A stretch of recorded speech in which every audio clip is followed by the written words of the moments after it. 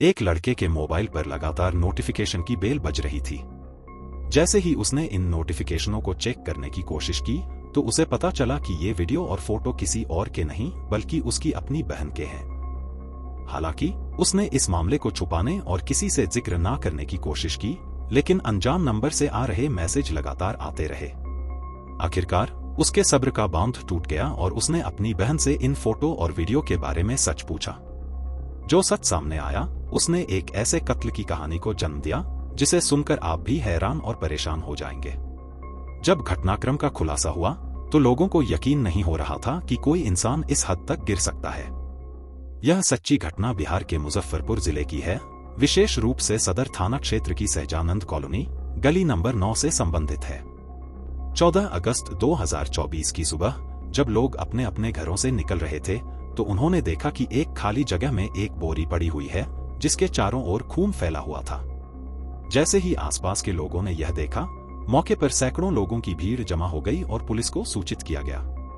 सदर थाना क्षेत्र की पुलिस जब मौके पर पहुंची और बोरी को खोला तो उसमें लगभग 23 साल के एक युवक की लाश मिली।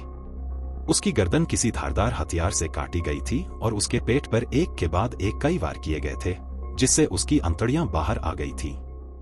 साथ ही उस लड़के को कत्ल किए जाने से पहले बहुत बुरी तरह से पीटा गया था। उसकी हालत देखकर साफ साफ अंदाजा लगाया जा सकता था कि या तो यह मामला किसी प्रॉपर्टी विवाद का है या फिर किसी प्रेम प्रसंग का। पुलिस ने मामले की जांच शुरू की, लेकिन कुछ भी ठोस जानकारी हासिल नहीं हो पा रही थी। जब यह मामला सोशल मीडिया पर वायरल हुआ तो इस घटना से संबंधित कुछ लोग थाने में संपर्क करते हैं। उन्होंने बताया कि उनका बेटा 13 अगस्त 2024 की रात लगभग 8:30 से लापता है और उसका मोबाइल नंबर भी काम नहीं कर रहा था। उन्होंने उसे हर जगह तलाशने की कोशिश की, लेकिन वह नहीं मिला। अंततः पुलिस ने लाश को उन लोगों से संपर्क कर दिखाया और उन्होंने पहचान लिया कि यह लड़का उनका बेटा जयप्रकाश कुमार है। जयप्रकाश कुमार, जो गोवा में इलेक्ट्रीशियन का काम करता था, बरूरा थाना क्षेत्र के गांव सस का निवासी था और 23 साल का था। पुलिस और परिवार के लिए सवाल यह था कि जयप्रकाश अचानक यहां कैसे आया और उसकी हत्या क्यों की गई। पुलिस ने सीसीटीवी कैमरों की भी जांच की और पता चला कि 3 व्यक्ति एक साइकिल पर इस बोरी को लेकर जा रहे थे। कैमरे में कैद हुए फुटेज में ऐसा लग रहा था जैसे वे आराम से चल रहे थे और उन्हें कोई देख नहीं रहा था। पुलिस ने इन फुटेज को सबूत के रूप में जुटाया, लेकिन सवाल अभी भी वही था, ये 3 लोग कौन हैं और हत्या के पीछे के कारण क्या हैं। परिवार वालों से बातचीत करने की कोशिश की गई, लेकिन उन्होंने भी इस मामले में कोई जानकारी नहीं दी। इसके अलावा लड़के का मोबाइल नंबर पुलिस को प्रदान किया गया।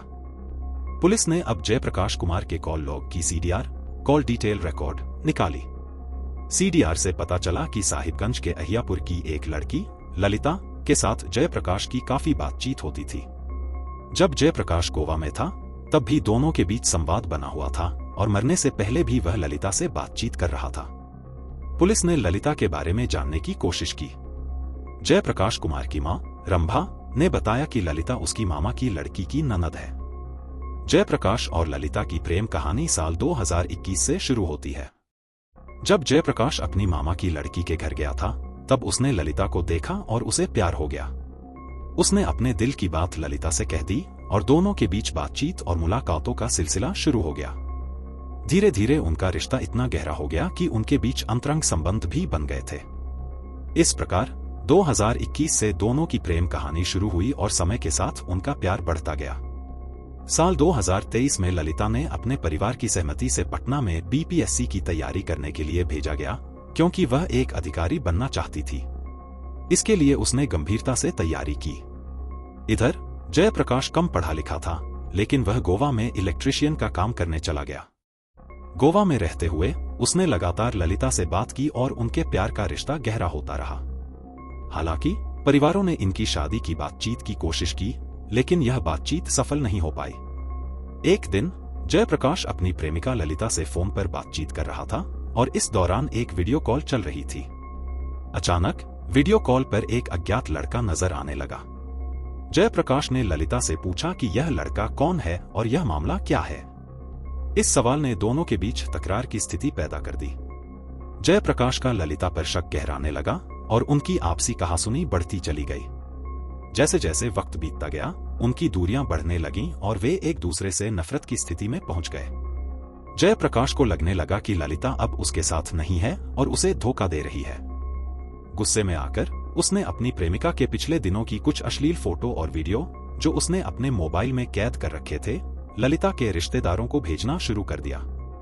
इस बात से ललिता काफी परेशान हो गई।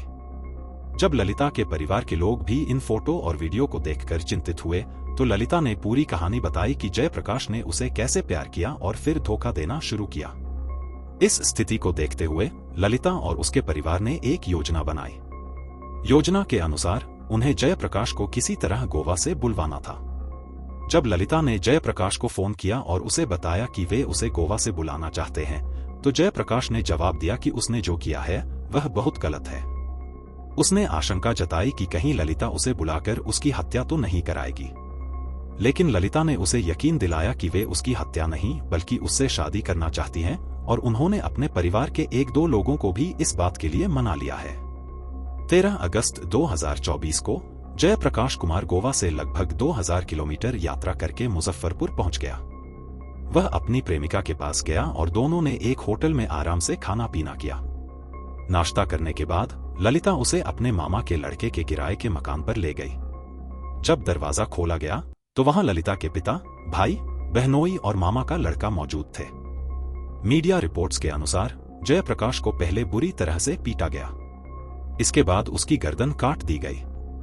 गर्दन कटने के बाद उसके पेट पर धारदार हथियारों से कई वार किए गए, जिससे उसकी आंतें बाहर निकल आईं। जयप्रकाश को तब तक नहीं छोड़ा गया जब तक वह मर नहीं गया। इसके बाद उसकी लाश को बोरी में पैक किया गया और रात के अंधेरे में साइकिल पर लादकर घटना स्थल से लगभग 100 मीटर दूर एक खाली जगह पर फेंक दिया गया। पूरी घटना सीसीटीवी कैमरे में कैद हो गई थी। जयप्रकाश की मां, रंभा, ने इस मामले में 5 आरोपियों के खिलाफ ललिता, उसके पिता, भाई, बहनोई और मामा के लड़के मुकदमा दर्ज कराया। पुलिस इस मामले की जांच में जुटी हुई है और आरोपियों की तलाश कर रही है।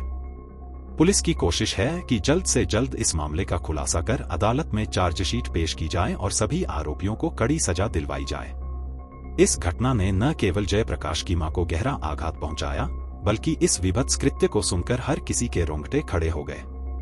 यह पूरी कहानी सुनाने का उद्देश्य किसी को परेशान करना या दुखी करना नहीं है, बल्कि आपको जागरूक और सतर्क करना है।